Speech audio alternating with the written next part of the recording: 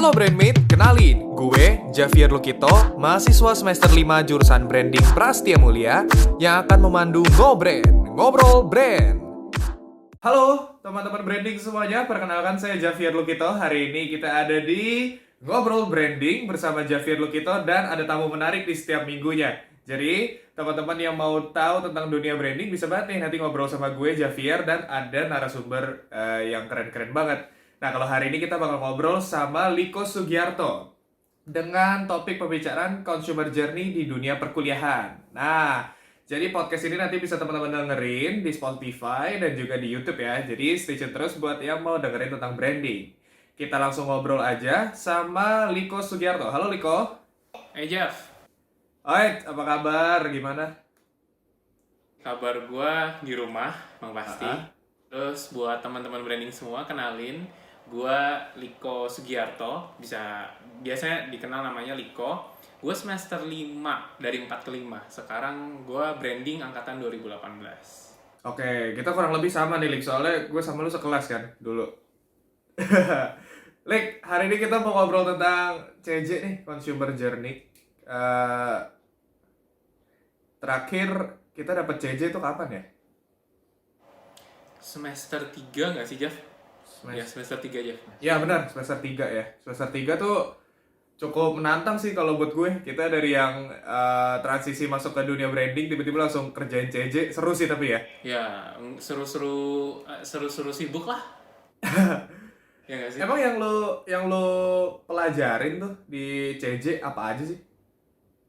Kalau yang gue pelajarin dari CJ yang paling nempel banget di otak gue itu yang pasti kayak lu nelusurin kira-kira perjalanan lu sebagai konsumen, misal lu mau beli barang atau mau gimana, dari lu mulai nggak tahu produknya sampai lu tahu produknya. Jadi misalkan gue mau beli sesuatu nih, gue butuh sesuatu gitu, terus tiba-tiba lu searching, wah ketemu nih, wah misalkan ada laptop Asus ROG terbaru gitu kan, terus lu searching makin dalam, terus lu ketemu, lu tanya-tanya teman lu, gimana nih yang bagus, sampai akhirnya lu ke toko beli. Nah gitu, consumer journey tuh mentahin itu semua tuh. Berarti kalau yang lo pelajarin nih, yang gue tangkap dari cerita lo, yang lo pelajarin selama kita belajar consumer journey adalah gimana caranya orang dari nggak tahu produk lo sampai tahu produk lo, itu prosesnya panjang berarti ya? Ya panjang banget, dipetain dari mulai nggak tahu, agak tahu, nyari yang mana yang pas, sampai akhirnya oke, gue deal beli, sampai pakai kadang, terus ngulang lagi dari awal gitu sih. Tapi itu teori-teorinya banyak juga ya, Lik ya, kalau nggak salah ya? Iya, kalau teori banyak sih ya. Kalau buat teori yang umumnya buat semua orang tahu-tahu. Jadi kita ada yang namanya kayak mind mapping. Mind mapping perjalanan konsumen itu berupa touch point brand. Nah, kalau umumnya biasanya kita ngomongnya touch point itu kayak pertama kali lu lihat brandnya atau pertama kali lu berinteraksi. Makanya berinteraksi itu jadi ketika ada brandnya dan lu lihat, akhirnya lu menelusurin lebih dalam sampai akhirnya lu pakai dan lu terikat sama brand itu kadang-kadang. Itu dipetain semua kayak gitu. Nah, banyak hal yang menurut gue sebenarnya kita udah ngerasain nih, tapi kita pas sudah masuk branding tuh kita baru tahu ya, ternyata itu ada istilahnya gitu. Kirain itu cuman ya kayak sesuatu yang umum aja gitu sih. Ya sih, menurut gue kayak selama gue ngejalanin, lu juga pasti ngejalanin, kayak yang gue rasain dari CJ, gue belajar consumer journey, gue tuh kalau akhirnya ngedenger sesuatu atau nyelesain satu masalah tuh berusaha kayak ngegali masalahnya terus baru gue petain. Jadi selain lu juga jadi kreatif, lu jadi orangnya selalu nanya nih, sebenarnya tuh ketika lu dihadapin sama satu masalah, akhirnya lu mengulas dan memetakan, jadinya lebih jelas tuh prosesnya dari 1, 2, 3 gitu. Jadi nggak lebih terstruktur lah lu jadi orang, terus juga lu lebih kreatif kayak gitu. Ya pasti sih kayaknya kalau kita udah belajar consumer journey gitu di branding, terus kita udah apa-apa harus tahu sampai core-nya, jadi susah ditipu kayaknya Lik. Ya kayaknya susah ditipu, apalagi lu harus metain semuanya kan dari awal sampai akhir gitu. Tapi Lik, kalau kegunaan consumer journey nih yang lu rasain apa, kan kalau misalnya kita di kelas mungkin dapat teori terus langsung praktek nih, tapi prakteknya kan dalam masih koridor akademis tuh, berarti kita dapat tugas yang harus kita jalani. Tapi kegunaan consumer journey yang lu rasain di kehidupan sehari-hari selain lu bisa metain masalah, apalagi di mana lu bisa pakai itu? Kalau di CJ itu kegunaan yang gua rasain selain gua berpikir lebih analitis, itu juga gua jadinya apa namanya, ketika gua akhirnya nanti terutama di persiapan gua bisnis ya, itu kepake banget sih. Dalam artian misalkan gua mau bisnis nih, terus gua bingung gua harus mulai dari mana. Gua menggambarkan konsumen gua kayak personanya. Itu misal gua butuh berimajinasi, gue butuh satu persona nih, kira-kira konsumen gue kayak gimana. Gue bahkan detailin tentang misalnya dia pakai baju apa, dia makan di mana aja, dia kerjaan yang ngapain aja. Nah itu gue jadi punya gambaran yang lebih jelas tentang nanti gue berimajinasi itu gimana. Jadi lu jadi sedikit lebih imajinatif gitu menurut gue ya. Benar-benar. Tapi Lik, gue mau nanya nih, teori CJ andalan lu apa? Teori CJ andalan gue ya. Gue paling suka ini ketika lu selesai metain touch point, lu nemuin core problemnya. Nah jadi maksudnya gini, kayak ketika lu sudah metain semuanya, akhirnya lu harus nemukan kira-kira pain points itu yang di setiap konsumen tuh pasti ada. Lu kesel atau misalkan lu keganggu.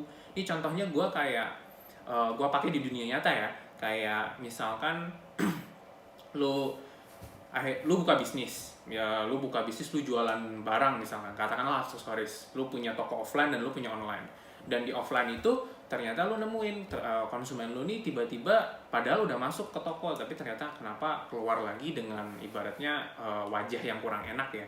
Nah dari situ ternyata pasti terjadi pain points di mana entah dia risih jadi ilfeel apa gimana. Nah di situ yang kita mesti petain benar-benar. Terus kalau misalkan yang di online ternyata tampilan lu jelek nih, tampilan dari website lu, dan orang jadinya kayak ih apaan sih, terus ditutup gitu. Nah, kalau tadi kan kita udah ngomongin nih pengalaman CJ lu, seorang Liko Sugiarto sebagai orang yang udah ngerti CJ nih, orang yang udah belajar tentang CJ. Terus kita analisa sesuatu dengan CJ. Tapi kita sekarang mau tarik balik nih, seorang Liko yang biasa aja, yang cuma seorang customer nih, yang nggak ngerti tentang CJ nih. Ada nggak sih pengalaman consumer journey lo yang lo baru paham, oh ternyata gue tuh ngejalanin consumer journey lo, tapi setelah gue belajar CJ, gue baru tahu bahwa apa yang gue lalui itu adalah sebuah consumer journey. Bisa diceritain nggak, Lik? Gue pernah. Kalau yang relatable banget sama teman-teman branding tuh ini, misal lu belanja Starbucks gitu ya, kan Starbucks tuh kadang dia promo-promo di OVO, terus promo-promo di, kalau gua waktu itu di Sakuku, lu kalau bayar Sakuku Starbucks 30%, wah ngacir gua tuh langsung. Gua tinggalnya Tangerang, gua pergi ke Starbucks terdekat, gua masuk tuh, terus gua nanya, ini Kak ini bener nggak promonya? Terus gue dilayanin. Setelah gue dilayanin, yang unik dari Starbucks itu, kalian juga pasti udah teman-teman branding udah ngalamin ya, kalian kadang setelah ditulisin nama ditulisin kayak have a good day Kak, atau misalkan enjoy your drink. Nah dari situ awalnya gue cuman gue ngerasa kan kayak oh iya so nice gitu kan. Kalau setelah gue belajar CJ, gue baru tahu ternyata perasaan gue yang jadi lebih, kita katakan mood boosting lah, tapi versi diberikan oleh pegawainya itu termasuk bagian dari consumer journey yang dikasih sama Starbucks ke gua gitu. Nah menurut gue sih gitu ya, gue sebagai konsumen Starbucks gitu. Bener. Jadi kalau yang gue tangkap dari cerita lo adalah dengan lo mendapat tulisan di gelas itu, lo jadi punya sense of belonging gitu ya jatuhnya ya. Tapi Lik, kalau bahas tentang tulisan nama di gelas kopi tuh kadang sering ya, gue denger nih katanya kadang suka sengaja disalahin namanya. Iya, kadang nama gue disalahin juga, atau gue nggak tahu disalahin apa benar. Tapi menurut gue itu juga salah satu consumer journey, karena kalau misalkan lu ternyata nama lu salah, kalau gue kan Liko kan, dan orang seringnya nulisnya kalau nggak Kiko, Riko, itu bikin gue sedikit kayak apa ya? Kayak kok nama gue ditulis begini gitu kan. Dan akhirnya bahkan gini, yang uniknya setelah nama gue ditulis salah waktu itu oleh salah satu pegawai orang itu, gue coba datang lagi, gue tes gitu, gue beli lagi, nama gue ditulis salah nggak kali ini gitu. Akhirnya gue repurchase, gue beli ulang gitu loh. karena apa namanya ada satu pengalaman yang bikin gue tertarik untuk gimana kalau gue datengin lagi ya gitu, kayak gitu. Mungkin banyak orang nggak sadar sih kalau kayak lo tuh begitu dapat tulisan nama lo di gelas gitu, terus lo kan otomatis ngepost tuh di Instagram lah atau di mana gitu. Itu lo bantu branding sebenarnya, bener gak, Lik? Ya, secara nggak langsung gitu sih. Terus kalau misalkan gelas Starbucksnya waktu itu dibikinnya sesuai kemauan gue. Misalnya kayak gue pesan karamel macchiato, terus tiba-tiba setelah dikasih ke gue, dia tampilannya estetik banget lah kalau kata orang. Nah terus ya udah gue foto kan. Nah itu kadang teman-teman gue nanya, apalagi gue kan apa namanya asalnya Kalimantan ya, terus teman-teman gue yang di Kalimantan pada nanya, oh tuh Starbucks di mana, kok bagus banget dia kayak nyusun ininya, gitu. Nyusun minumannya gitu. Jadi orang pada tahu dan orang pada searching lagi gitu, jadi exposure lagi tuh Starbucks ke lain gara-gara apa namanya gara-gara gue gitu. Tapi Lik, kalau misalnya kita udah omongin nih tadi udah beberapa teori yang lo jabarin, ada beberapa istilah-istilah yang lo state nih, exposure, touch points, pain points gitu. Gue pengen tahu dong, kalau pengalaman lo pas belajar CJ di Prasmul itu, dari awalnya tuh dulu dikenalin tentang consumer journey itu gimana sih sampai akhirnya kita dapat tugas akhir praktek itu, prosesnya seberapa panjang? Oke, ini gue recall ya. Kalau gue pertama kali ketemu itu di apa namanya dijelasin secara general ya. Yang pasti kita dikenalin teorinya general. Terus yang pasti kita disuruh nyoba sendiri buat mind mapping.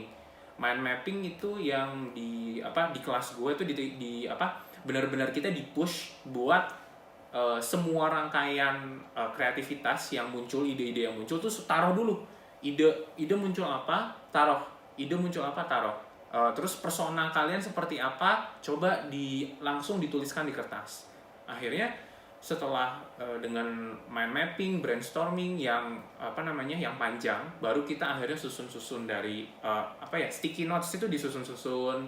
Terus akhirnya tahap selanjutnya kan kita kayak bikin solusi gitu ya Jeff, kayak bikin apa namanya kita solusinya ini nih buat pain points, baru dosen ngomong antara di approve atau ada ruang untuk perbaikan atau ada ruang untuk improvement kayak gitu. Terus habis itu setelah kita belajar apa yang kayak simulasi gitu di kelas, pas kita kerjain tugas akhirnya jadi gampang ya, jadi cuma kayak ya kerjain project selanjutnya aja gitu ya. Bener sih, menurut gue setuju sama lu. Jadi kayak pas kita disuruh ke lapangan ya yang muncul di otak gue, oh kayak gini dosen pernah ngomongnya kayak gini, dan yang gue rasain ternyata apa namanya walaupun berbeda ya di lapangan, cuman apa namanya dosen udah ngasih kita simulasi gitu. Lik, terakhir Lik, ini kan kita lagi apa?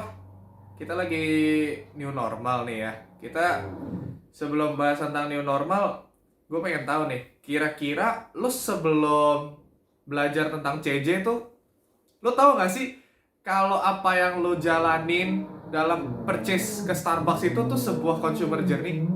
Lu nggak sih? Atau lu setelah belajar CJ lu baru sadar, oh ternyata ini consumer journey nih? Gue baru nyadar setelah gue consumer journey. Jadi pertama-tama yang gue beli aja gitu. Gue repurchase atau beli lagi ya gitu-gitu aja. Tapi setelah gue belajar CJ terus ke Starbucks gak pernah sama lagi. Maksudnya kayak lu jadinya ngerasa posisi lu tuh sebagai konsumen itu ternyata sama Starbucks tuh diperhatiin dan dipikirinnya tuh dengan consumer journey kayak gitu. Oke gini toh rasanya gue ngejalanin sendiri gitu. Benar. Jadi makanya itu ya tadi yang dari awal gue bilang kan, mungkin kita banyak hal yang kita lakuin, banyak hal yang kita lakuin purchase itu kita nggak sadar bahwa kita adalah bagian dari consumer journey itu, atau kita sedang menjalani journey itu. Bener ya Lik ya? Bener banget. Mantap sih. Seru banget sebenarnya kalau belajar CJ tuh kita jadi tahu hal-hal yang sebenarnya tadinya tuh di back end gitu. Jadi kita tahu sampai ke dalamnya. Lik, terakhir Lik, kalau misalnya ini lu lihat nih, ini kan sekarang lagi new normal nih. Banyak offline store yang jadi online atau banyak online store bermunculan. Kira-kira di vision lo nih, consumer journey yang bisa diterapkan di era new normal ini apa sih yang sejalan sama ilmu kita? Oke, kalau menurut gua pas pandemi otomatis apa namanya orang bakalan cari satu satu pengalaman atau sensasi tambahan menurut gua, yaitu lu butuh rasa aman. Jadinya ketika lu mulai ngelihat sampai bertransaksi. Kalau ngelihat kan di offline ya, kalau yang di online kan pasti aman. Itu menurut gue lu butuh kayak tambahan sensasi. Oh, gue purchase di sini tuh aman. Gue purchase di sini tuh bakal yakin gue terhindar dari corona misalkan. Nah jadinya ketika kita atau nanti teman-teman branding berusaha menyusun dalam keadaan new normal, maka sensasi dan pengalaman yang ditambahkan itu tetap safe, tapi nggak boleh ngurangin unsur fun-nya. Atau misalkan kalau pengalaman-pengalaman di CJ yang ibaratnya memberikan kesan brand itu sendiri tuh nggak boleh dikurangin, tapi harus ditambahkan dengan rasa aman menurut gue. Jadinya misalkan kalau yang online, lu beli misal lu beli barang gitu ya, lu harus tahu kan kalau paketnya tuh udah disemprot sama disinfektan gitu kan. Atau misalnya lu ke offline, lu dikasih, kalau kayak gue pernah tuh ngerasain di Saburi Kintan itu, gue makan di sana gue dikasih sarung tangan. Nah itu kan gue jadinya rasanya lebih aman tuh, dan gue pengen repurchase lagi jadi karena makan di situ aman gitu. Menurut gue gitu sih. Menarik banget, Lik. Thank you banget. Gue setuju banget sama lu yang di bagian aman ya, bahwa memang banyak orang sekarang lagi perhatiin kesehatan dan keamanan sih. Itu sih kayaknya ya ke depannya. Tapi ya namanya vision, bisa benar bisa enggak, namanya prediksi. Kita orang branding itu pasti punya data untuk prediksi. Betul ya, Lik ya? Bener banget. Thank you banget, Lik. Udah ngobrol-ngobrol hari ini. Thank you banget buat sharingnya, terutama mengenai consumer journey. Sehat-sehat terus ya.